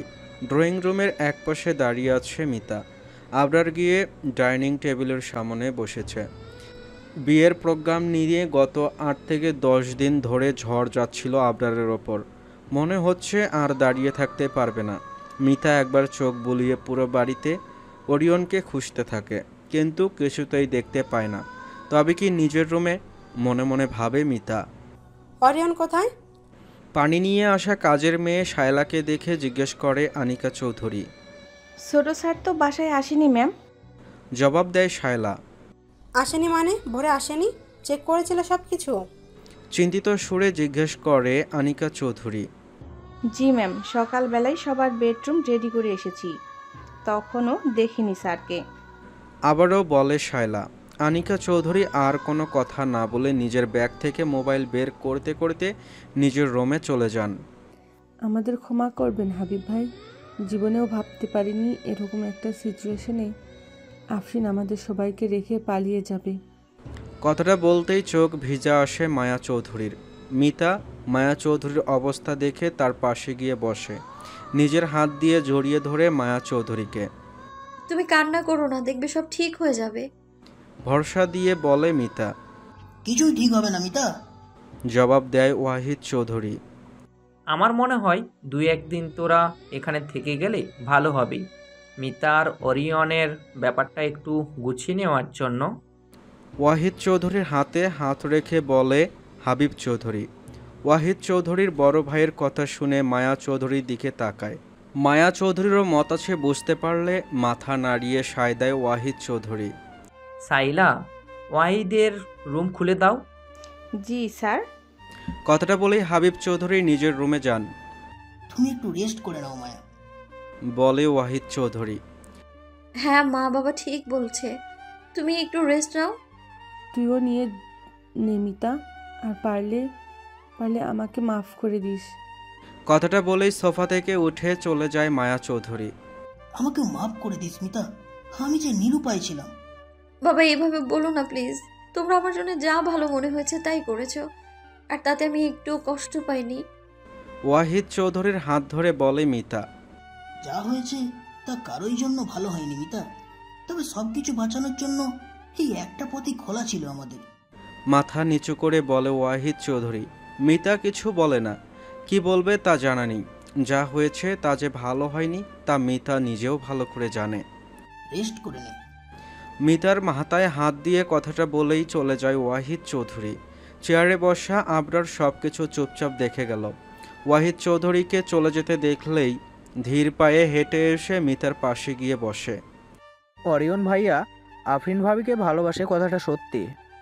আবরারের কথা শুনে মিতা তাকিয়ে থাকে আবরারের দিকে, কি বলতে চাচ্ছে তা বোঝার জন্য। তবে আফরিন ভাবি যদি একবার বলতো উনি অন্য একজনকে ভালোবাসে ফেলেছে, তাহলে ভাইয়া ভাবিকে এই সম্পর্ক থেকে মুক্তি দিয়ে দিত। আবরারের কথায় সায় দেয় মিতা। বর্তমান যুগে অরিয়নের মতো ছেলে পাওয়া ভাগ্যের ব্যাপার। এক কথায় বলা যায় একটা জ্বলন্ত গ্রিন ফ্ল্যাগ হচ্ছে অরিয়ন। তবে আফরিন ভাবি লুকিয়ে লুকিয়ে এসব করবে তা বিশ্বাস হচ্ছে না। কাজটা উনি ভালো করেননি, ভাইয়াকে ভেতর থেকে একদম ভেঙে দিয়েছে। কথাটা বলতেই যেন মন খারাপ হয়ে আসলো আবরারের। তুই এ বিয়ে নিয়ে অযথা টেনশন করিস না, সব ঠিক হলে দেখবি অরিয়ন ভাইয়া সব সমাধান করে দিবে। আর তুই নিজেও একটা ভালো ছেলের সাথে জীবন শুরু করতে পারবি, যে তোকে ভালোবাসবে। মিতার দিকে এক দৃষ্টিতে তাকিয়ে থেকে বলে আবরার। আমি তোকে খুব ভালো রাখবো মিতা। মনে মনে বলে আবরার। মিতা আবরারের কথার কোনো উত্তর দিল না, মৃদু এক হাসি দেয়। রুমের মধ্যে দাঁড়িয়ে আছে মিতা। এই রুম মিতার খুব পরিচিত। অনেক রাত এই রুমে ঘুমিয়ে কাটিয়েছে মিতা আর আফরিন। এই বাড়িতে বেড়াতে আসলেই এই রুমটা সব সময় আফরিন আর মিতার জন্য গুছিয়ে রাখা হতো। তাই হাবিব চৌধুরী শখ করে রুমটা ওদের জন্য সুন্দর করে সাজিয়েছিল। নিজের কোনো মেয়ে নেই বলে হাবিব চৌধুরী সর্বদাই মিতা আর আফরিনকে নিজের মেয়ের মতো আদর করে গেছে, যার কারণে এই বাড়ির কিছু দেখলে বা বেড়াতে আসলে কখনো ওদের দুজনের মনে হয়নি এটা নিজের বাড়ি নয়। আস্তে আস্তে হেঁটে বিছানায় গিয়ে বসে মিতা। বেডের পাশে থাকা ছবির ফ্রেমটা হাতে তুলে নেয়। ছবিতে মিতা আর আবরার হাঁটু ভেঙে নিচে বসে আছে, মুখে বিশাল এক হাসি দুজনের। মিতার পিছনে আফরিন আর আফরিনের পাশে ওরিয়ন। আফরিন নিজের এক হাত দিয়ে মিতাকে ধরে রেখেছে, অন্য হাত দিয়ে নিজের গাল স্পর্শ করে জিহ্বা বের করে দেখাতে ব্যস্ত। পাশে বসে থাকা ওরিয়নের এক হাত প্যান্টের পকেটে, অন্য হাত আবরারের কাঁধে। কিন্তু ছবিতে ওরিয়ন এক দৃষ্টিতে তাকিয়ে আছে আফরিনের দিকে। ওরিয়নের চোখে যেন শুধু ভালোবাসা আর ভালোবাসা। কি করে পারলি তুই আপু? সত্যি কি তুই কাউকে ভালোবেসে ন্যায় অন্যায় সব ভুলে গেলি? এই মানুষটাকে কিভাবে ছেড়ে দিতে পারলি তুই? ছবিতে থাকা আফরিনের দিকে তাকিয়ে বলে মিতা। কেন যেন বাসর ঘরে আর কুমিল্লাতে দেখা ওরিয়নের চেহারা ক্ষণিকের জন্য ভুলতে পারছে না মিতা। কতটা অসহায় লেগেছিল ওরিয়নকে। মনে হচ্ছিল কেউ কারো বেঁচে থাকার শেষ সম্বলটা কেড়ে নিয়েছে। এসব ভাবতে ভাবতেই মিতার চোখে পানি চলে আসে। কাজটা তুই ভালো করিসনি আপু, ভালো করিসনি। বারবার কথাটা বলতে বলতে ছবির ফ্রেম সহ ছবির বিছানায় শুয়ে পড়ে মিতা। 2 দিন পর। জানোয়ারগুলোর মুখ বন্ধ করার ব্যবস্থা করো রাজীব। না না, আমি শুধু চাই নিউজ থেকে এসব কিছু সরিয়ে দেওয়া হোক। এক কাজ করো তুমি, যে কোনো সামাজিক ফাউন্ডেশনে কয়েক লক্ষ টাকা অনুদান দিয়ে তা নিউজে দিয়ে দাও। মানুষ তাহলে এসব ভুলে যাবে। মোবাইলে নিজের পিএর সাথে কথা বলছিল হাবিব চৌধুরী। তখনই হাতে কফি নিয়ে প্রবেশ করে আনিকা চৌধুরী। তোমার কফি। হাবিব চৌধুরীর সামনে ধরে বলে আনিকা চৌধুরী। হাবিব চৌধুরী চোখের ইশারায় বোঝায় টেবিলে রাখতে। আনিকা চৌধুরী তাই করল। অপেক্ষা করতে থাকে কথা শেষ হওয়ার। কি হয়েছে? প্রশ্ন করে আনিকা চৌধুরী। মোবাইল নাওনি সকাল থেকে? উল্টো প্রশ্ন করে হাবিব চৌধুরী। না, কেন? কথাটা বলেই মোবাইল হাতে তুলে নেয় আনিকা চৌধুরী। নিউজ দেখো। কফি হাতে নিতে নিতে বলে হাবিব চৌধুরী। নিউজ চ্যানেলে প্রবেশ করতেই দেখতে পায় শিরোনামে বড় করে লেখা, বিশিষ্ট শিল্পপতি হাবিব চৌধুরীর ছেলে ওরিয়ন আফনান চৌধুরী প্রেম করেছেন চাচাতো বোন মেহরিন আফরিন চৌধুরীর সাথে, কিন্তু বিয়ে করেছেন আরেক চাচাতো বোন পারমিতা মেহরত চৌধুরীকে। কারণ কি? অর্থ। বড়লোকের কাছে কি বেশি মূল্যবান ভালোবাসা নাকি অর্থ? চোখে দেখে যেন নিজেরই বিশ্বাস হচ্ছে না আনিকা চৌধুরীর। বড় বড় চোখ করে তাকায় হাবিব চৌধুরীর দিকে। ওরা সাহস করলো কিভাবে? আমার রাইভালের কাজ এটা, ওদের লোক দিয়ে এই নিউজ ছাপিয়েছে। দাঁত কিরমির করে বলে হাবিব চৌধুরী। এখন কিছুই না। এসব কিভাবে সামলাতে হয় সব জানা আছে আমার। ওরিয়নের কি খবর? বলে ওঠে হাবিব চৌধুরী। জানি না, তোমার ছেলে যোগাযোগ করছে না। রাজীব থেকে জানতে পেরেছি ফার্ম হাউসে আছে। জবাব দেয় আনিকা চৌধুরী। আচ্ছা, ওকে কিছুদিন সময় দাও, সব সামলে নেবে। হুম, আমি যাচ্ছি। কফির কাপ রেখে বলে হাবিব চৌধুরী। আচ্ছা। ওরিয়নের রুমের দরজার সামনে দাঁড়িয়ে আছে মিতা। শায়লা ভুল করে মিতার একটা ব্রিফকেস ওরিয়নের রুমে রেখে দিয়েছে, এটা ভেবে যে মিতা এখন থেকে ওরিয়নের রুমে থাকবে। সেই ব্রিফকেস নিতেই এসেছে মিতা, কিন্তু রুমে কেউ নেই জেনেও ভয় লাগছে মিতার। এই 2 দিনে ওরিয়ন বাড়িতে ফেরেনি। কেমন আছে, কোথায় আছে, কি করছে তা জানে না মিতা। আফরিনের থেকে বিচ্ছেদ হওয়াটা মেনে নিতে পারছে না ওরিয়ন। ধীরে ধীরে হ্যান্ডেল ধরে লক খুলে ভেতরে ঢোকে মিতা। রুমটা যেমন দেখে গিয়েছিল ঠিক তেমনই আছে। ওরিয়নের রাগে যে ফ্রেমটা ভেঙেছিল সেটা পরিষ্কার করে দেওয়া হয়েছে। পরিপাটি রুমটায় আজ আফরিন থাকতো, যদি সব ঠিক থাকতো। নিজের জায়গায় দাঁড়িয়ে ব্রিফকেসটা খোঁজার চেষ্টা করে ড্রেসিং টেবিলের একপাশে গিয়ে চোখ আটকায় মিতার। কালো রঙের ব্রিফকেসটা একপাশে করে রাখা। দীর্ঘ এক শ্বাস ফেলে হেঁটে ব্রিফকেসটা হাতে নিতেই চোখ যায় ড্রেসিং টেবিলের ওপর রাখা ফুলের দিকে। গোলাপ ফুল। গোলাপ আফরিনের পছন্দ না, তা মিতা ভালোই জানে। তবে ওরিয়নের পছন্দ বলে কখনো মুখ ফুটে আনতে না করেনি আফরিন। সবসময় আফরিনের আশেপাশে ফুল দেখাটা যেন একটা রুটিন হয়ে গিয়েছিল মিতার। ফুলটা দুদিন আগের, হয়তো এক ফাঁকে ওরিয়ন রেখে গিয়েছিল যেন আফরিন রুমে আসলেই দেখতে পায় তাই। তাজা ফুল তার নিজস্ব রং হারিয়েছে তার সৌন্দর্য। শুকিয়ে যাওয়া ফুলটা হাতে তুলে নেয় মিতা।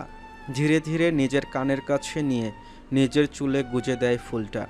দরজা খোলার শব্দে চমকে যায় মিতা।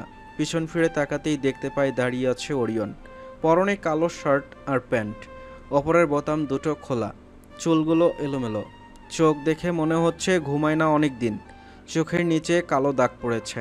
ওরিয়নের অবস্থা দেখে যেন বুকের মধ্যে কেমন এক অদ্ভুত ব্যথা অনুভব হতে লাগলো মিতার।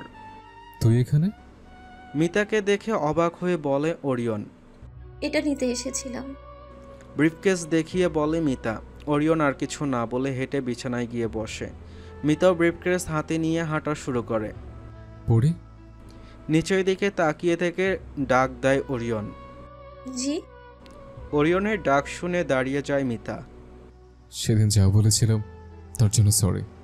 কথাগুলো বলতে বলতেই মাথা তুলে মিতার দিকে তাকায় ওরিয়ন। ক্ষণিকেই যেন চেহারার ভঙ্গিমা পরিবর্তন হয়ে গেল ওরিয়নের। দু কদমে হেঁটে চলে আসে মিতার কাছাকাছি। এক টানে মিতার চুল থেকে টান দিয়ে ফুলটা সরিয়ে নেয় ওরিয়ন। এত বড় সাহস তোর! আফরিনের জিনিসে হাত দিস তুই? মিতার বাহু ধরে চেঁচিয়ে বলে ওরিয়ন। আমি আমি শুধু দেখছিলাম। কাঁপতে কাঁপতে বলে মিতা। খবরদার, যদি আফরিনের কিছুতে হাত দিয়েছিস ওইগুলো শুধুমাত্র ওর জন্য। হ্যাঁ। মাথা নিচু করে বলে মিতা। আর কখন ওর কিছুতে হাত দিতে দেখলে ভুলে যাব তোকে আমি স্নেহ করি তা। আমার পছন্দ না কি ওর জিনিসে হাত দিক। আর দিব না ওরিয়ন ভাইয়া, ব্যথা লাগছে। কথাটা বলতেই কেঁদে দেয় মিতা। মিতার কথা শুনে বুঝতে পারে মিতার বাহুতে নিজের শক্তি প্রয়োগ করেছে ওরিয়ন। নিজের হাত ছেড়ে দিয়ে মিতার হাত ধরে এক হাত দিয়ে অন্য হাত দিয়ে ব্রিফকেসটা নিয়ে হাঁটতে শুরু করে ওরিয়ন। নেক্সট টাইম থেকে অনুমতি ছাড়া রুমে প্রবেশ করবি না। কথাটা বলে ব্রিফকেস বাইরে রেখে মিতাকেও বের করে দেয় ওরিয়ন। মিতার মুখের ওপরে দরজা লাগিয়ে দেয় ওরিয়ন। দরজার এপাশে থাকা মিতার চোখে সব কিছু কল্পনা ছাড়া কিছুই মনে হচ্ছে না। মিতার সেই ওরিয়ন ভাইয়া কোথায় গেল? এত রাগ ঘৃণা কোথা থেকে আসলো ওরিয়নের মধ্যে? এসব কিছুর থেকেও যা মিতাকে একটুও শান্তি দিচ্ছে না তা হলো ওরিয়নের চেহারায় ভেসে থাকা কষ্ট, ধোঁকা আর অসহায়ত্ব। দুপুরের খাবার খেতে সকলেই ডাইনিং টেবিলে বসে আছে। হাবিব চৌধুরীর বাম পাশেই ওয়াহিদ চৌধুরী ও তার স্ত্রী বসেছে। অন্যদিকে ডান পাশে আনিকা চৌধুরী বসেছে। আনিকা চৌধুরীর পাশে আবরার বসেছে। একটু পরে মায়া চৌধুরীর পাশে এসে বসে মিতা। অরিয়ন কোথায়? জিজ্ঞেস করে হাবিব চৌধুরী। ও খাবার রুমে পাঠিয়ে দিব, জবাব দেয় আনিকা চৌধুরী। আমার মনে হয় অরিয়ন ভাইয়াকে কিছুদিন সময় দেওয়া উচিত। 6টা বছর কিন্তু কম নয়। হুট করে বলে ওঠে আবরার। আমারও তাই মনে হয়। সায় দেয় ওয়াহিদ চৌধুরী। আফরিনের আর কোনো খবর পাওয়া গেল? প্রশ্ন করে মায়া চৌধুরী। খোঁজ চলছে মায়া, 2-1 দিনের মধ্যেই সব জানানো হবে। জবাব দেয় হাবিব চৌধুরী। আর মিতা? একটু নিচু করে বলে মায়া চৌধুরী। মায়া চৌধুরীর কথা শুনে কনফিউজড হয়ে যায় চৌধুরীর দিকে। মায়া চৌধুরীর দিকে তাকিয়ে থাকে মিতা। মিতাকে নিয়ে আবার কি? প্রশ্ন করে ওঠে আনিকা চৌধুরী। মিতা আর অরিয়নের তো বিয়ে হয়ে গেল, বলে মায়া চৌধুরী। হ্যাঁ হয়েছে তো। কোনো অবস্থায় বিয়ে হয়েছে তা কি তুমি জানো না মায়া? এটা বিয়ে বলে ভুল হবে। উত্তর দেয় আনিকা চৌধুরী। ভুল করার জন্য কি আমার মেয়েকেই চোখে পড়লো আপনাদের আপা?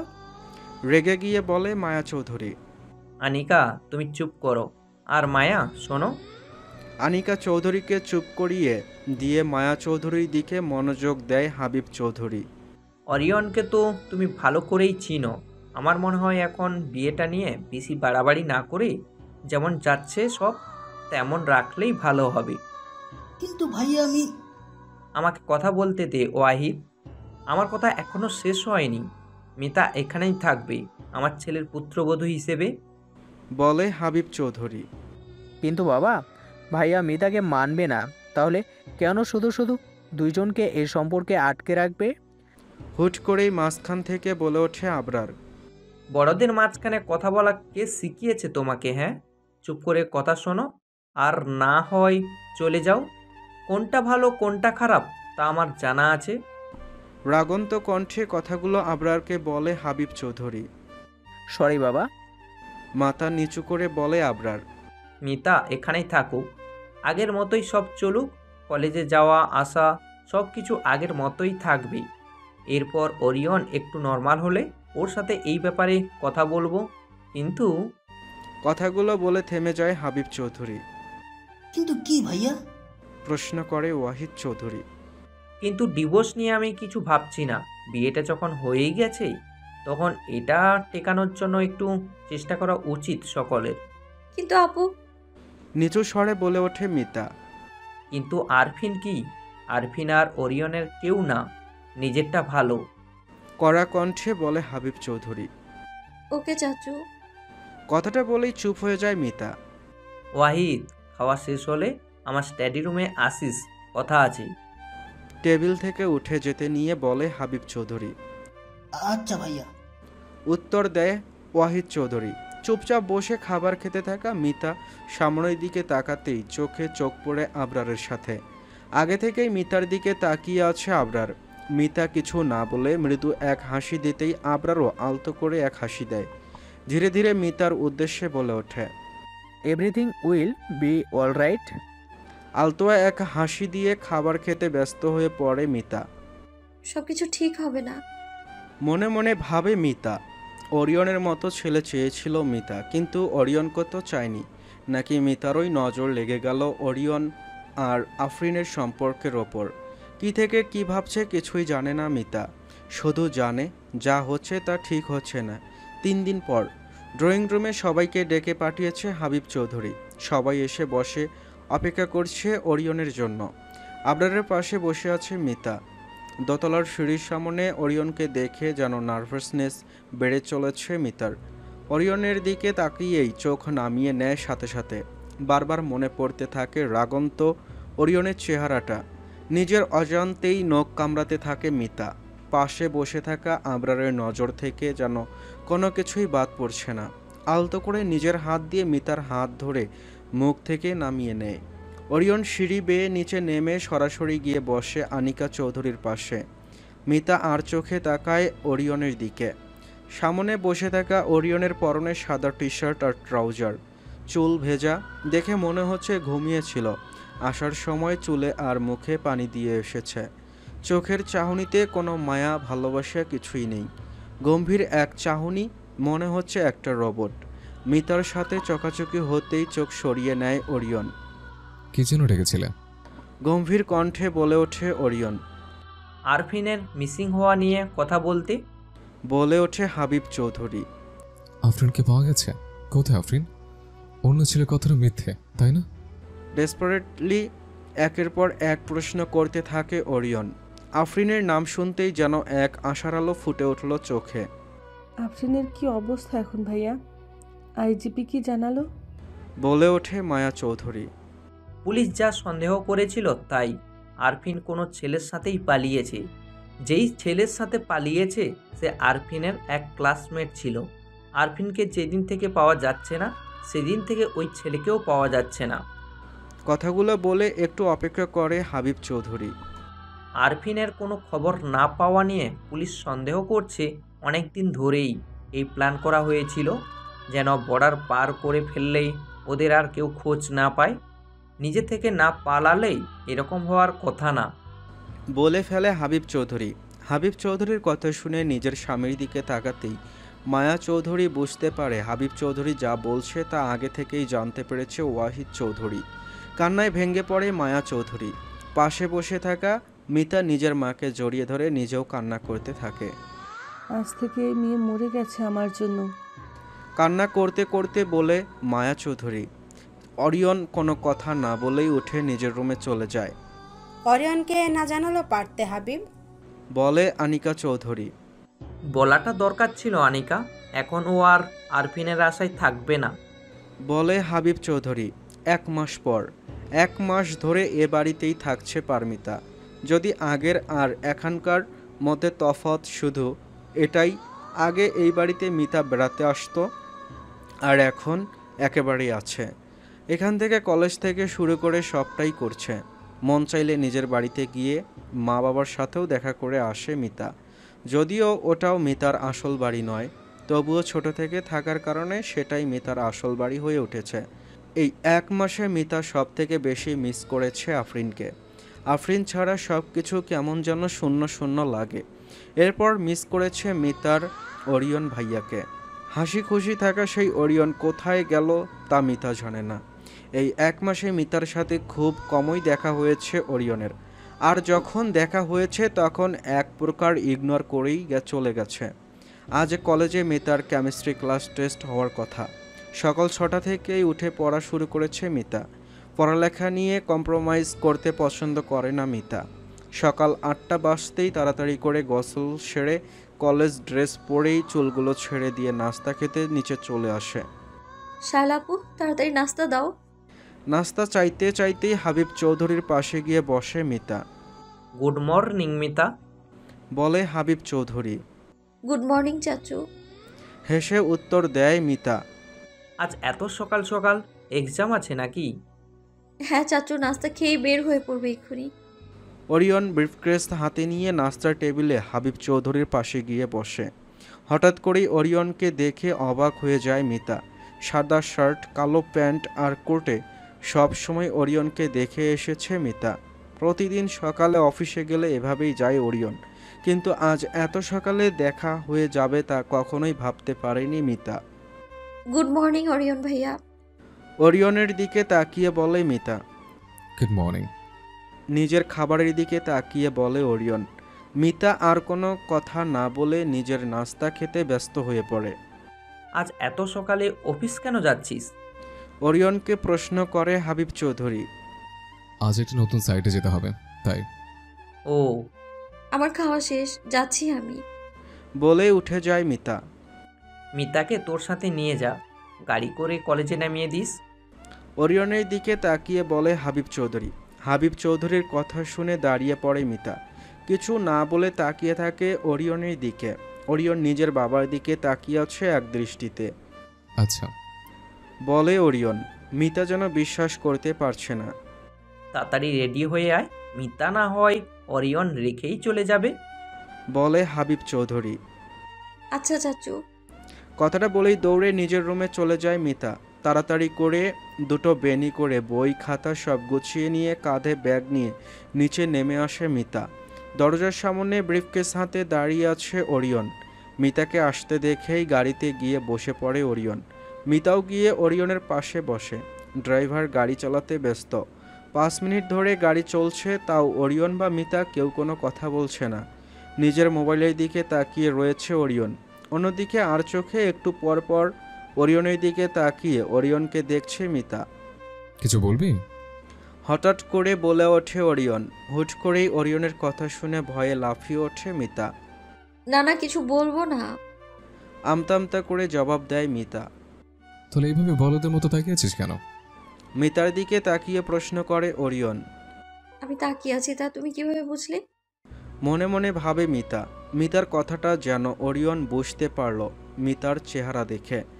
নিজের হাতের আঙ্গুল দিয়ে জানালার কাছের দিকে ইশারা করতেই বুঝতে পারে মিতার প্রতিচ্ছবি দেখা যাচ্ছে সেখানে। ও, ভ্যাবাচাকা খেয়ে বলেই মিতা। তুমি কি আমার সাথে এখনো রাগ করে আছো? প্রশ্ন করে মিতা। মিতার প্রশ্ন শুনে আবারও মিতার দিকে ফিরে তাকায় অরিয়ন। অরিয়নের চেহারা দেখে যেন কিছুই বুঝতে পারছে না মিতা। না, আমি রাগ। বলে অরিয়ন। তুই এখনো ছোট মিতা, যা হয়েছে তাতে তোকে জড়ানো ঠিক হয়নি। বলে অরিয়ন। ধীরে ধীরে বলে মিতা। তারা তাদের জ্ঞান হারিয়েছে নিজের সম্মানের কারণে। তাদের চোখে তোর আর আমার 11 বছর পার্থক্য চোখে পড়েনি। রাগ হয়ে দাঁতে দাঁত চেপে বলে ওরিয়ন। তোর আর আমার এটা সম্ভব নয়, তাদের বুঝতে পারবে খুব তাড়াতাড়ি। আঙ্গুলের ইশারা দিয়ে নিজেকে আর মিতাকে দেখিয়ে বলে ওরিয়ন। বলে ওঠে মিতা। এই সম্পর্কে তোর থাকতে হবে এমনটা ভাবিস না তুই। নিজের পড়ালেখে মন দে, আমি সব ঠিক করে দেব। হুট করেই মিতার মাথায় হাত দিয়ে বলে ওঠে ওরিয়ন। ওরিয়ন কি বলল তাতে যেন ধ্যান গেল না মিতার। যা চোখে ভাসছে তা হলো সামনে বসে থাকা ওরিয়ন। নিজের মাথায় ওরিয়নের হাত অনুভব করতেই যেন প্রতিনিয়ত হার্টবিট বেড়েই চলেছে মিতার। সম্পর্কের কি হবে তা মিতা জানে না, শুধু জানে ওরিয়নকে হাসি খুশি দেখতে চায় মিতা। শুধু জানে ওরিয়নের সাথে মিতার সম্পর্ক আগের মতো সুন্দর হলেই হবে। এতে যদি এই বিয়ের সম্পর্ক শেষ হয়ে যেতে হয় তাহলে বরং তাই হবে। কলেজের সামনে গাড়ি এসে দাঁড়াতেই মিতা বেরিয়ে আসে গাড়ি থেকে। বাই ওরিয়ন ভাইয়া। আলতো এক হাসি দিয়ে বলে মিতা। বাই জবাব দেয় ওরিয়ন। চলেন কাকা। ড্রাইভারকে বলে ওরিয়ন। গাড়ি মিতার নজরের আড়াল হলেই কলেজে প্রবেশ করে মিতা। ক্লাসে ঢুকতেই মিতার নজর খুঁজতে থাকে বেস্ট ফ্রেন্ড ফাহমিদা, সুমাইয়া ও ফয়সালকে। সুমা, ও পারু আসছে। সুমাইয়াকে ধাক্কা দিয়ে মিতাকে দেখিয়ে বলে ফাহমিদা। কথা শুনে মিতার দিকে তাকিয়ে মিতাকে দেখেই এই বিশাল হাসি দিয়ে ওঠে সুমাইয়া। নিজের সব বন্ধুদের একসাথে বসে থাকতে দেখে খুশিতে মিতাও দৌড়ে চলে যায় তাদের ব্রেঞ্চের কাছে। আমাকে ছাড়া কি আড্ডা দিচ্ছিস? হ্যাঁ। ফাহমিদার কাঁধের ওপর ঢলে পড়লে সবাইকে বলে মিতা। লল, দেখ কি করছি। ফয়সাল সরে যেতেই বেঞ্চের ওপর বই আর হাতে কলম নিয়ে বসে থাকা সুমাইয়ার দিকে চোখ যায় মিতার। কিচ্ছু পারি না ভাই, আজ নিশ্চিত আমি ফেল করব, তাই চোরাবানি করতেছি। হাসতে হাসতে বলে সুমাইয়া। তুই পড়িস না কেন তাহলে ফাজিল? সুমাইয়ার পাশে গিয়ে বসে বলে মিতা। পড়তে মন চায় না, বই নিয়ে বসলেই আমার শুধু ঘুম আসে। জবাব দেয় সুমাইয়া।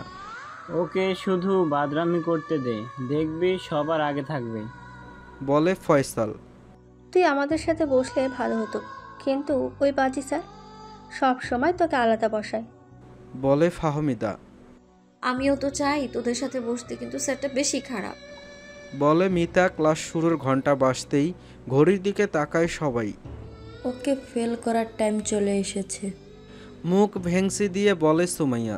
সুমাইয়ার রিয়াকশন দেখে সবাই হাসতে থাকে। সব সময়ের মতো আজও মিতার এক্সাম ভালো হয়েছে। বাসায় আসতে আসতে বিকাল হয়েছে মিতার।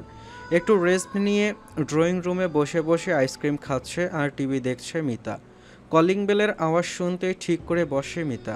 একটু পরেই প্রবেশ করে আনিকা চৌধুরী। চোখে সানগ্লাস, হাতে গুচির ব্যাগ। মোবাইল টিপতে টিপতে আনমনে হাঁটছে আনিকা চৌধুরী। আন্টি।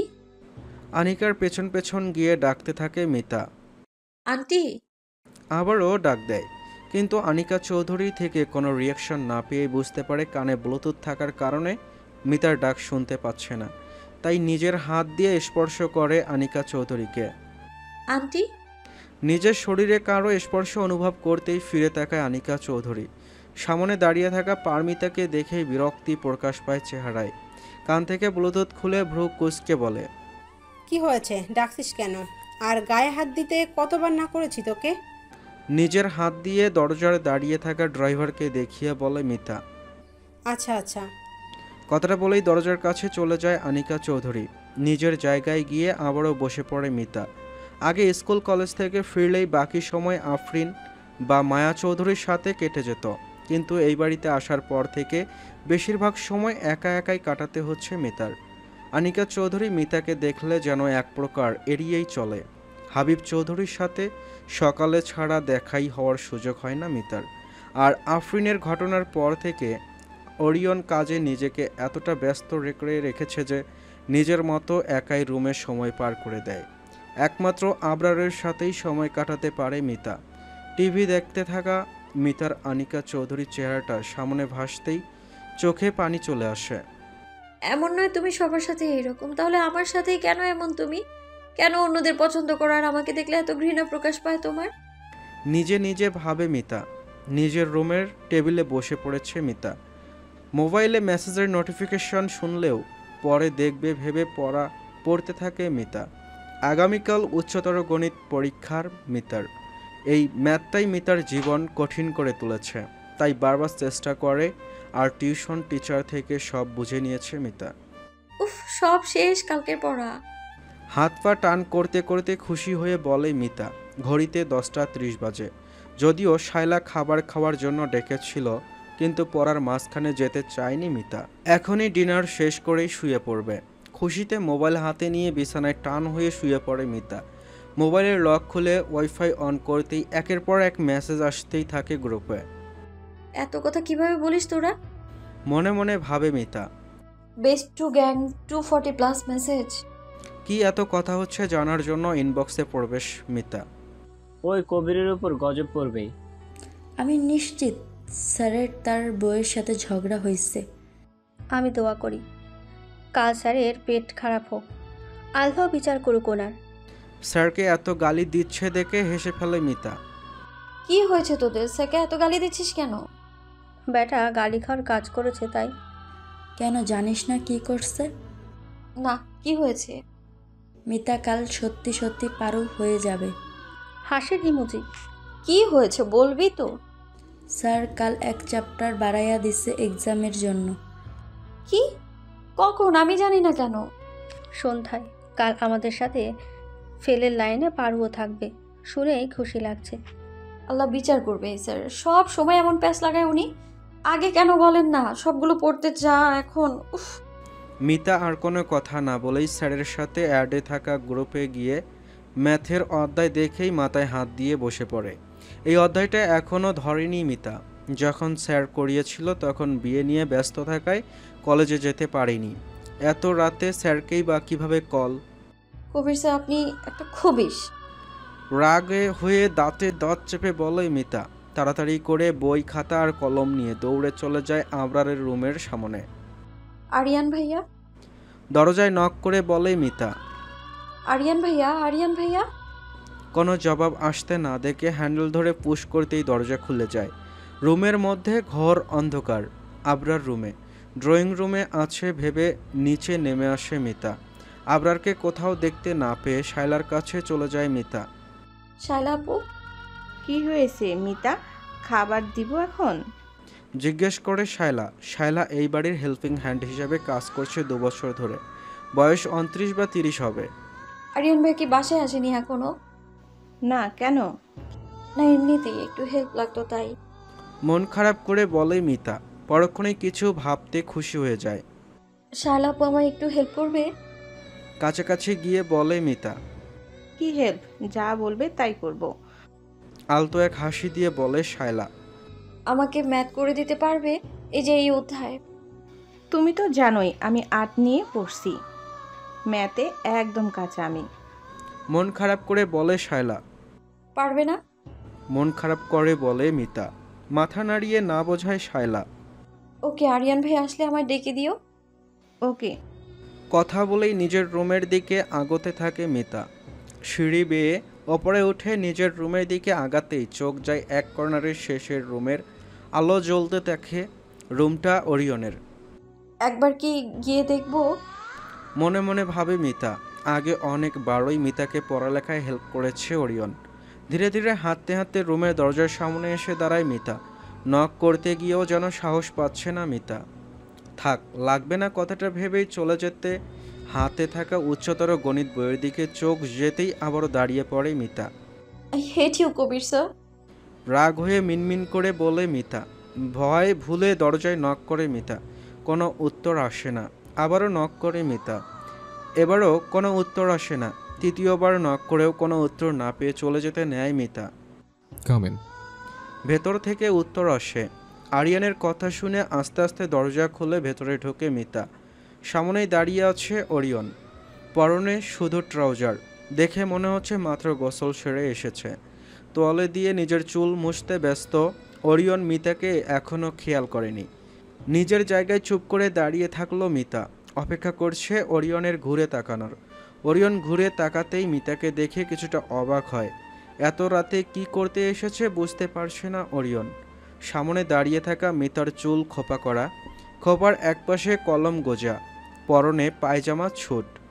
কি হয়েছে? এত রাতে এখানে কেন এসেছিস? আলমারি থেকে নিজের টি শার্ট বের করে পরতে পরতে বলে ওরিয়ন। ধীরে ধীরে বলে মিতা। তো স্যার কি কিছু করিয়ে দেয়নি? বিছানার ওপর বসে জিজ্ঞেস করে ওরিয়ন। করিয়েছিল, কিন্তু কলেজের স্যার নতুন অধ্যায় দিয়েছে, আমি পারি না সেটা। মাথা নিচু করে বলে মিতা। আরিয়ানের কাছে যা।